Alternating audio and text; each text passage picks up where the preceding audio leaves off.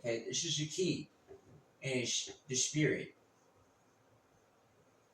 that is actually running this body. Okay, it's the spirit, and that's why it states in the beginning the fruit. Okay, the fruit. What the fruit was is the brain.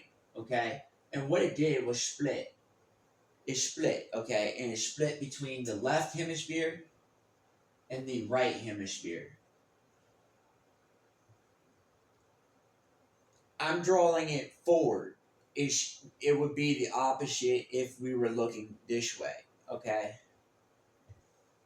and this is what occurred to the spirit itself. It had two choices, basically left or right, right? And I'm actually left-handed, so I'm using more of my left brain. Most people in the world, 90% of the world, is actually right-handed, and I used to always try to shape with my left hand because I'm left-handed. I don't think right-handed or right side, the right side. So when I hit my front right low, and damaged it, I was still able to reroute the brain based on I wasn't thinking with the right anyways.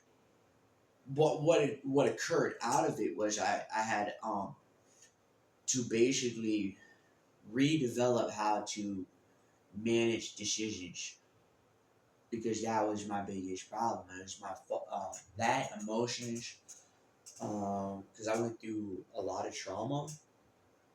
And when you go through trauma, it shapes and molds the thinking process, the processor, the processor of information. Okay, and that's number two. That's the second key because with the body law, you're gonna have a brain, right? Because the body is connected to the king itself, and number two would come as the king. Okay, and this is what Christ used to talk about. The King of all kings is the brain. That's the Lord of all lords. The King of all kings is the brain itself. If you don't use it, then you lack wisdom and you have no understanding of God as spirit.